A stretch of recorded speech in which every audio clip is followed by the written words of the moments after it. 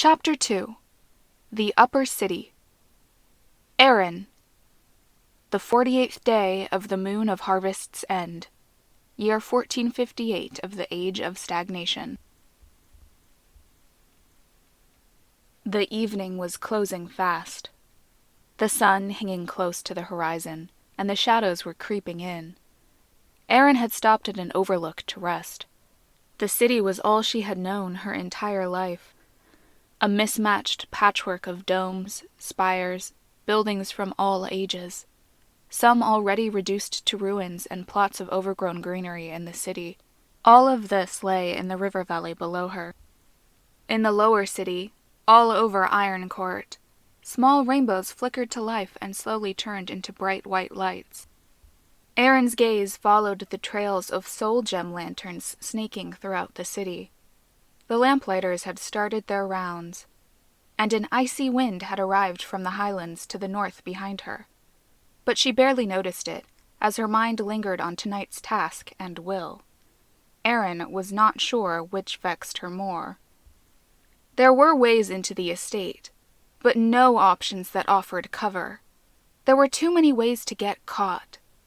The upper city had been built on a series of hills, and there were too many eyes further up the hill or on the neighboring one. The only option Erin had come up with so far was to do it as quickly as possible. Smash the door in, grab what they could, and run. But they would need a lot of people to grab all the valuable stuff. It was unlikely Garrett would want to share this job with the other 8 keepers. And someone would know the moment anyone touched the door. If only they had more time, they could make a small fortune. This was the problem with houses in the upper city. Nobles could afford extra security. A spell or two that alerted its conjurer, a silent alarm. Lost deep in thought, Erin heard someone sneeze. Will had returned. He had his cloak wrapped around tight and his arms deep in the pockets. "How are you not cold? The weather turned," Will asked Erin. Erin shrugged and turned her gaze back to the city. She saw a few people here and there. These autumn days were like that. A hollow feeling lingered in her mind when looking at this bastion of humanity. Ironcourt was a vast city, but it seemed to have lost its grandeur ages past. "Well, what do you reckon?" she drawled with a sigh. "There might be something on the street below it." Will jumped on the spot and blew air into his hands. "How are you not cold right now? Or were you this frigid to start with? Ow!" Will rubbed his side, tender from the punch. "Damn it, it was supposed to be a joke. Follow me. It might be warmer downhill, and I need your help to check out that spot I saw." Erin's mood was still sour. Same old Will, though. He had already forgotten the fight earlier. If only he listened to her more. Erin was convinced she knew best. It did not take long to reach the spot Will had mentioned.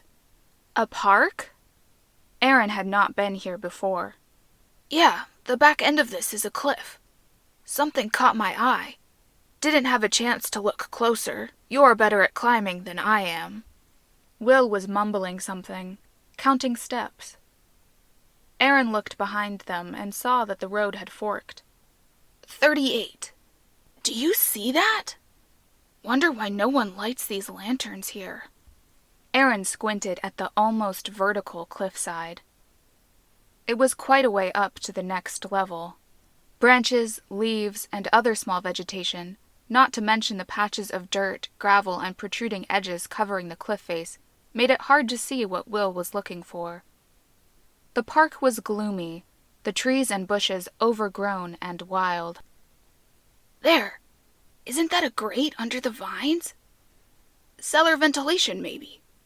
Or the waterways?" "The waterways don't open up in the side of the upper city."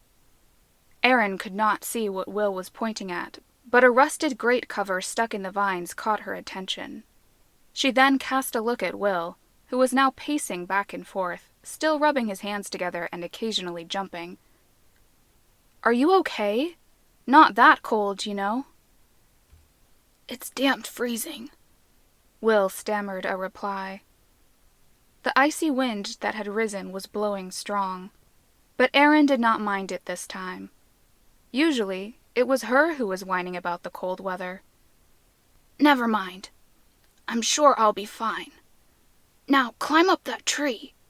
You should be able to reach that opening from there." Will rubbed his hands and blew air on them before moving into position under the tree to boost Aaron up. The first branches were high up. She could probably make the jump with Will's help, but she was still angry at him. She was reluctant to continue any further tonight. "Garrett told us to find a way, not go right on in," Aaron drawled to spite Will. "And we're nowhere close to the entrance. We need to make sure we can get where we want to from there. Now get up there so I can throw you the rope." "What rope?" Will's words confused Aaron. They did not bring any gear along tonight. "Don't you worry about that. Now get up there, or are you going to keep me squatting like this for the rest of the night here?" Looking closely, Will was outright shivering. Aaron sighed and went for it. With Will's help, it was easy to jump and grab hold of the branches above and hoist herself up. Now crouched on a sturdier branch, she could see the opening better.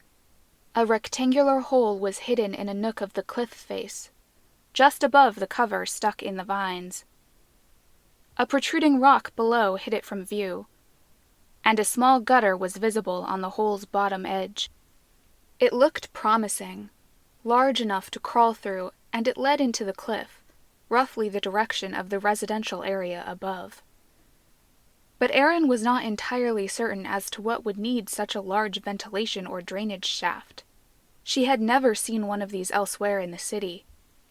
But looking from here, she realized, she would have to somehow jump headfirst into that small hole. The branches did not quite reach where she wanted them, and those vines would not hold her full weight. She held doubts about the stability of the gravel and dirt-covered cliff as well. But the grate had fallen off, and the hole was clear of any major obstacles. No point in whining too much about it. A job needed doing. She had to land on her chest. It struck the breath from her lungs and hurt. But she had made it just enough inside to scramble further. She could feel her feet kicking showers of dirt and pebbles loose off the cliff face. There was not much headroom in the tunnel. It looked like parts of this shaft were ready to fall apart. Here and there were a few stone plates and bits of metal jutting out of the wall. You could still go through most on all fours. Only a thin layer of moist dirt lined the bottom of the gutter running through the middle of the shaft. If anything, it looked suspiciously clean. There were no signs of vermin or bugs. Suddenly, a rope tied to a rock flew in through the tunnel opening. A sequence of quiet whistles followed shortly. "Tie it down and help?" She looked around the tunnel. A piece of reinforcing metal from the wall would have to do. It took a while, but finally, Will was crouching beside her. "Doesn't look too good." "It's this or try a less subtle approach. This way we might have time to work inside the house. Let's hope they only warded the doors, if this even takes us where we want to." Aaron crawled along the tunnel. Behind her, she could hear Will follow. Although her mood was still sour, other thoughts were bugging her mind. "Where did you get the rope? I didn't know we had a stash in this area." "It's Orion. He does more than speak to us. He teaches those with even a shred of potential inside them. I might not be a mage yet, but I will be one someday." "You can conjure rope? Fancy that." A hint of surprise was in Aaron's voice. "I can't conjure rope. But I can hide it and lots of other things where you'd least expect it." Some of that usual smugness had returned to Will's voice. "Ow!" Aaron had hit her head. Light in the small shaft was at an increasingly uncomfortable angle, distorting shadows and shapes. Although the shaft went in a straight line, The limited room made it difficult to react to sudden obstacles. She had hit the edge of a stone slab that had slightly peeled away from the ceiling. Not sure if this tunnel is a good way to get in either. Feels like we've gone too far inside the hill. Hey, Aaron, you sure about this?